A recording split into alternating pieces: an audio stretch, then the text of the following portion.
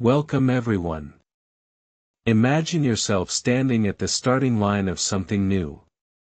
Maybe it's a business idea. Maybe it's learning a new skill. Maybe it's a creative project you've dreamed about for years. You feel excited, but also terrified. Because deep inside, there's a voice whispering, "What if you fail?" This fear stops millions of people every single day. They wait for the perfect moment. They plan endlessly. They research until they're exhausted. But they never actually start. And you know what? That fear of failure is completely natural. It's how our brains are designed to protect us. But here's the problem with that protection. While you're waiting to be ready, while you're trying to avoid every possible mistake, someone else is out there failing. They're making mistakes. They're looking foolish. They're getting rejected. And surprisingly, they're moving forward faster than you ever imagined possible. Let me tell you about David. David was a software developer who dreamed of creating his own app. For 3 years, he spent every evening planning. He read books about entrepreneurship. He studied successful apps. He made detailed business plans. He wanted everything to be perfect before he launched. Meanwhile, his colleague James had the same dream. But James took a completely different approach. He spent just 2 weeks building a simple version of his idea. It was rough. It had bugs. The design wasn't beautiful. But he released it anyway. Only 12 people downloaded it in the first month. Most of them complained about problems. James felt embarrassed. His app was clearly not ready. But instead of giving up, he did something interesting. He talked to every single person who complained. He asked them what they wanted. He listened to their frustrations. Then he spent another 2 weeks fixing the biggest problems and released version 2. This version got 50 downloads. Still small, but better. He repeated this process. Release, fail, listen, improve, release again. Each cycle took about 2 weeks. Each version was slightly better than the last. Each failure taught him something specific about what users actually wanted, not what he thought they wanted. After 6 months, James had released 12 versions of his app. He had failed 12 times in public. He had received hundreds of complaints. He had felt embarrassed again and again. But his app now had 5,000 active users. People were paying for it. It was becoming a real business. David was still planning. He was still reading books, still perfecting his idea, still waiting for the right moment. His plan was more detailed than ever. It looked impressive on paper. But it had 0 users. 0 feedback. 0 real-world testing. This story illustrates a powerful principle that successful people understand. Failing fast doesn't mean being careless. It doesn't mean you don't care about quality. It means you understand that real learning only happens when you test your ideas in the real world. You can't think your way to success. You have to fail your way there. Think about how children learn to walk. They don't study walking for months. They don't create a detailed plan. They don't wait until they're absolutely ready. They just stand up and fall down. Stand up and fall down. Again and again. Each fall teaches their body something new about balance. Each failure is actually a lesson their muscles remember. If children waited until they were sure they wouldn't fall, none of us would ever walk. But somewhere between childhood and adulthood, we forget this natural way of learning. We start believing that failure is shameful. We think successful people are the ones who never fail. This is completely backwards. Successful people fail more than anyone else. They just fail faster, learn faster, and move forward faster. They understand that every failure contains information. Every mistake reveals something about reality that planning alone could never show you. The faster you fail, the faster you collect this valuable information. Let me share the science behind this. Researchers studied two groups of pottery students. They told the first group they would be graded on the quality of one perfect pot. They told the second group they would be graded on the total weight of all the pots they made. Quality versus quantity. Guess what happened? The quantity group, who just kept making pot after pot without worrying about perfection, ended up creating better quality pots than the quality group. Why? Because they were learning from each attempt. Each pot taught them something. Meanwhile, the quality group sat around theorizing about the perfect pot but barely practiced. This is the power of failing fast. Now, you might be thinking, but I don't want to waste time on things that won't work. Here's the truth. Planning without testing is actually the biggest waste of time. Because you're spending energy on ideas that might be completely wrong. Imagine spending 3 years planning a restaurant, choosing the perfect menu, designing everything beautifully.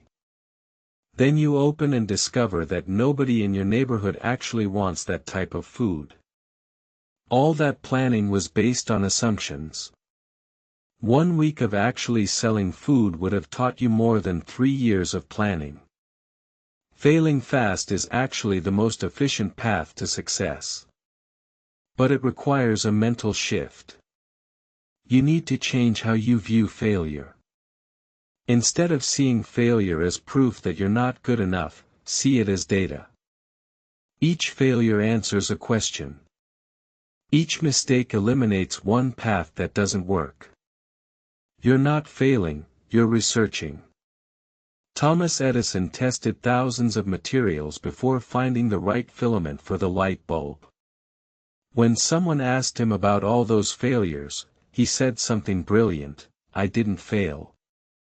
I just found 10,000 ways that won't work. He was failing fast. Each failed experiment took him closer to the answer because it eliminated wrong options.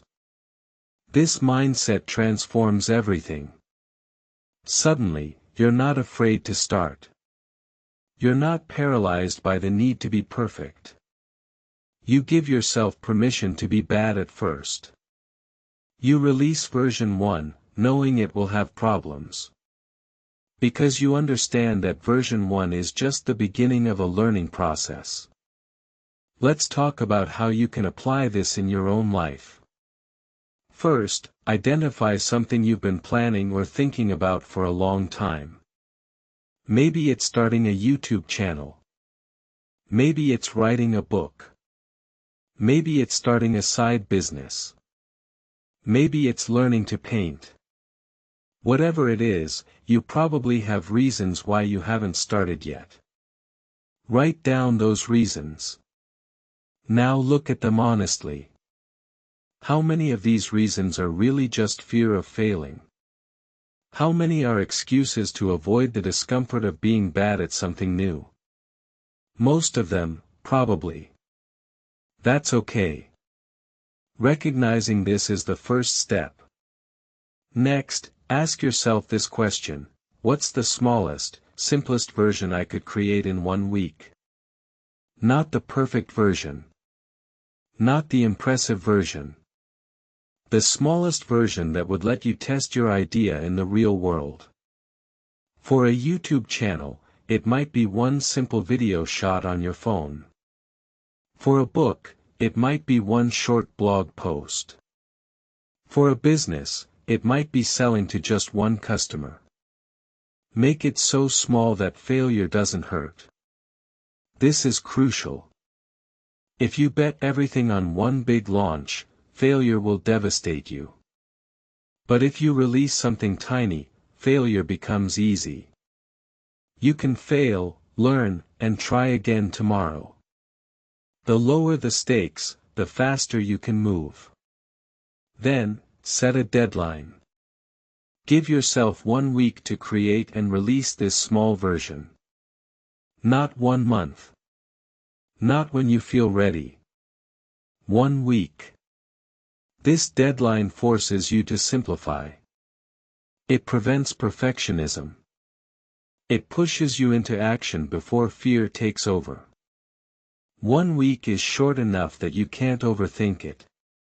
Now here's the most important part, release it even if it's embarrassing. Even if you know it could be better. Even if you're not proud of it yet. Release it to a small group. Maybe just 10 friends. Maybe one online community. Somewhere you can get real feedback from real people. This moment, when you release something imperfect, is when real learning begins.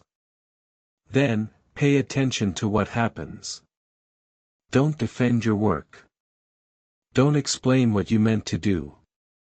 Just listen. What do people say? What confuses them? What do they wish was different? What problems does your idea actually solve? This feedback is gold.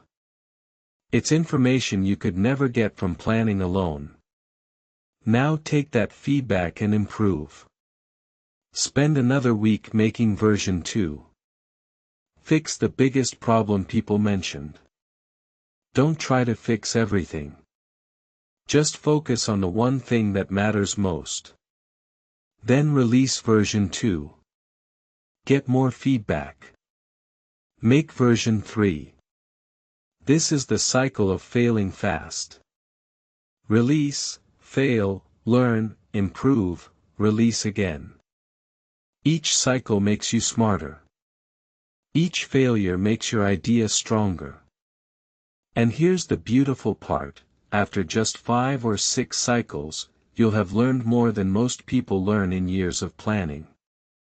Because you're learning from reality, not from theory. You're testing your assumptions against real people with real needs. You're discovering what actually works instead of what you think should work. This is how great products are built. This is how successful businesses start. This is how artists develop their voice. Through repeated cycles of fast failure. Now, I know what some of you are thinking. But what if people judge me? What if they think I'm not good enough? Here's a powerful truth, most people are too busy worrying about their own lives to judge yours. And the ones who do judge, they're usually the ones too afraid to try anything themselves. The people who matter, the people who are actually doing things, will respect your courage. They know that anyone who's creating something imperfect is braver than someone who's creating nothing perfect. They've been where you are. They remember their own embarrassing first attempts.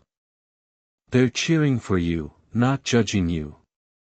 And even if some people do judge, so what? Their judgment doesn't stop you from learning. It doesn't prevent you from improving. In fact, negative feedback often teaches you more than praise. Someone who tells you exactly what's wrong is giving you a roadmap for improvement. That's valuable. Let me tell you what happens when you embrace failing fast. First, you become fearless. Not because you stop feeling fear, but because you prove to yourself that failure isn't fatal. You fail and survive. You fail and learn. You fail and improve. Each failure makes you braver because you know you can handle it. Second, you learn faster than you ever thought possible. When you're testing ideas every week instead of planning for months, you compress years of learning into months. You make progress that seems impossible to people still stuck in planning mode. They wonder how you moved so fast. The secret is that you failed fast. Third, you build confidence that's real.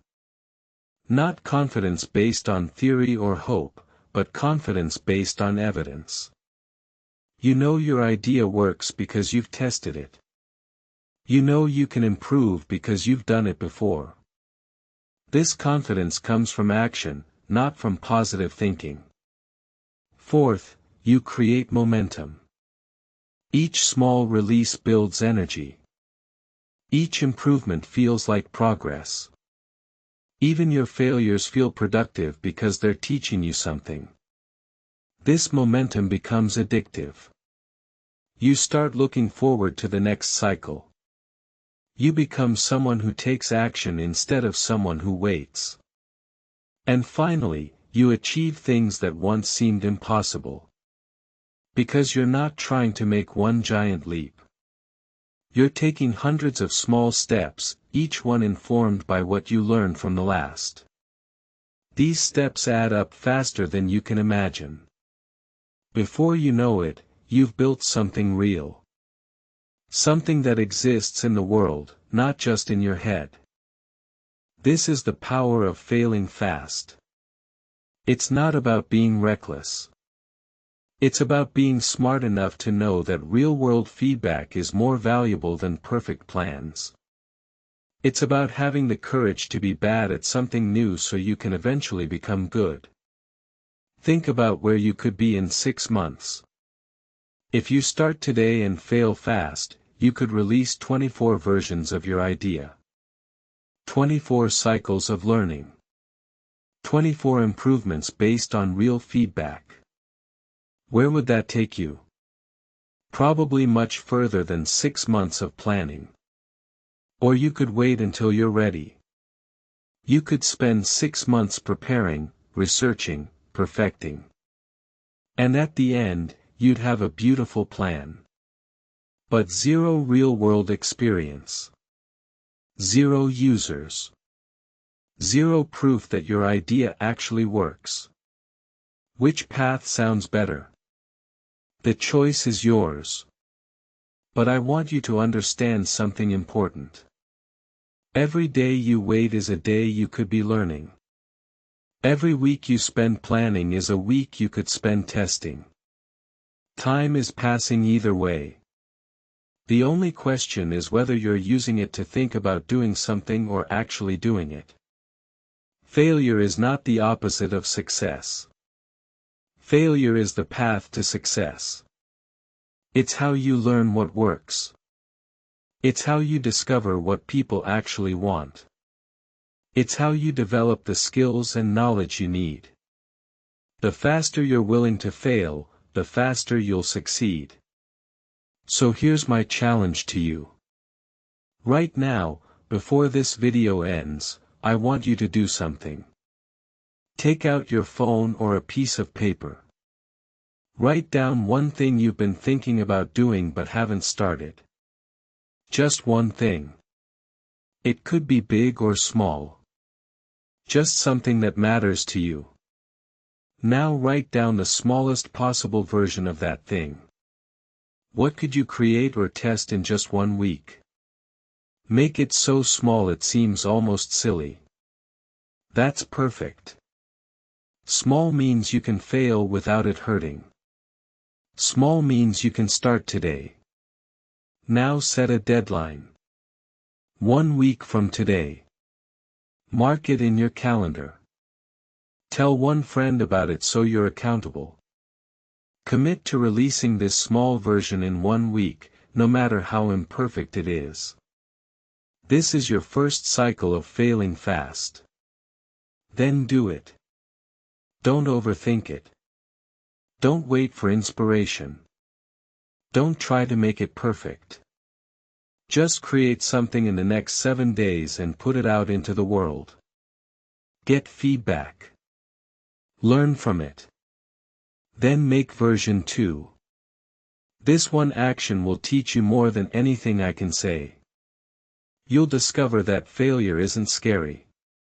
You'll see that people are kinder than you expected. You'll feel the excitement of real progress instead of endless planning. You'll understand why failing fast is the secret that successful people know. And most importantly, you'll prove to yourself that you're someone who takes action. Not someday. Not when you're ready. Today. Right now. This moment is when your journey from planning to doing begins. This is when you stop being afraid of failure and start using it as your teacher. The world doesn't need more perfect plans. It needs more people brave enough to release imperfect version 1s. It needs more people willing to fail in public so they can learn and improve. It needs more people who understand that growth comes from action, not from preparation. Be one of those people. Start small. Fail fast. Learn quickly. Improve constantly. And watch how much faster you grow than you ever thought possible. Your future self, 6 months from now, will thank you for having the courage to begin today. The question isn't whether you'll fail. You will. The question is whether you'll fail fast enough to turn those failures into wisdom, and that wisdom into success.